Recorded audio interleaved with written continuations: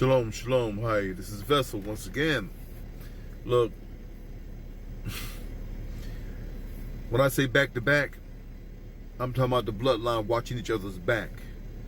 I know I realize a lot of people didn't want to participate and say back to back, whatever the case may be, because I have no idea what that's about. Because at the end of the day, if we don't have each other's back, who does? If you think this is a joke, just keep hanging in there. I don't know when, but I know somebody's gonna do something stupid. So let me okay, let's talk about Chicago. Now a lot of people know that Chicago is known for a lot of black on black crime, right? Now there's certain ways that we move and certain ways that other people move. All right? So we're gonna go back to the last year and a half, almost 2 years.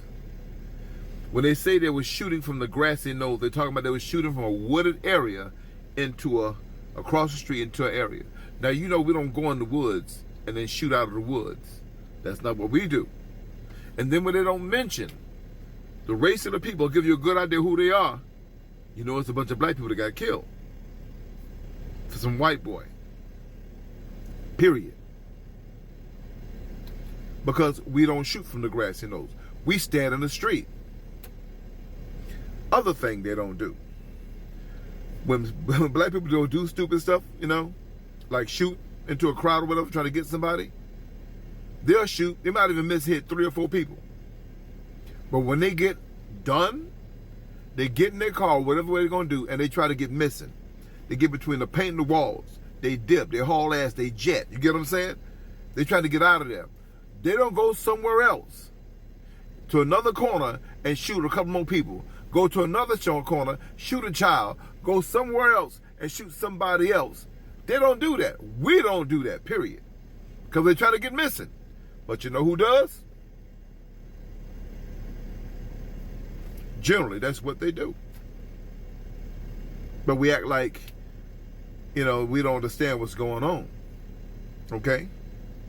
And now they got these masks that fit completely over your head and neck, as well as gloves that can change anybody like this into somebody looking like this.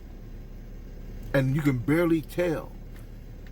So I say all that to say this. About 8 months ago, they caught a dude. I think he was in Chicago. And he had all kinds of ammo, guns, everything, you name it. He also had one of those masks. But you know what else he had? He had a ledger with all kinds of stuff that they had did. Different shootings and everything else throughout Chicago. Get it? He was wearing the mask. The full mask, just like they do in the movies. And they could prove that a great deal of the black on black, so-called black on black crime was done by these people. It's funny how they make it to the news, largely and everything else, right? It's a bunch of bull. They're coming. They're emboldened, and they're going to get more aggressive. If you do not get back to back, put your wagons in a circle, build your communities, look out for each other, let go of your petty differences, it's going to be like it's always been. When all hell breaks loose, you're going to be the only ones unprepared. But we do win. But aren't you tired of being unprepared? They're hanging brothers and sisters. Bodies are just coming up missing. They're taking our body parts, the whole 9 yards, and they're not doing anything. Stop picking up cell phones when they jumping on your people. I mean, somebody record, but somebody get on that ass. Period. Because when somebody step on your foot in a club, you want to wage war even after they apologize. But when these people do something to your people, your hard ass don't want to pick up nothing else. You want to get a cell phone talking about, I'm recording the whole thing. What you scared of? You ain't scared to go to jail for nothing else. Why are you scared to go to jail for your people? If it has to be. I am absolutely, what the man said, flabbergasted. It is amazing to me. I'm sitting here and I get a video sent to my phone of a young man laying on the side of the street behind a store, shot dead. And the thing about it is, I had just passed by them, by even a good 15 minutes, 20 minutes maybe, 30 minutes at the most. Another life gone at the hands of our own doggone people.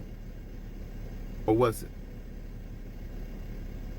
It's time to wake up. Start looking out for each other. And as soon as the other bloodlines get their minds together, those who are out there on that craziness because they think they're lighter skinned, and they're realizing that they don't give a damn about you, your kids, and nothing else. Nothing. When they get it together, we can start doing something as a whole, because if we put the blood together and stop fighting with culture, because they use culture to keep us divided, we can move mountains. This is your world, and all of it belongs to you. But you'd rather sit back and let them come up on you and do whatever they want to. As you see, they're developing laws and policies right now to put your hands down so they can shoot you in your face. Put your hands up. You're already a dangerous mother, dangerous individual, and also already guilty by the color of your skin. So, now what? I'm not saying that we need to start war. I'm just saying that if they start it, finish it. We are not as low in numbers as you think that we are. They've been going extinct for a long time. Look up white extinction. Please, look it up. Now I'm going to say this.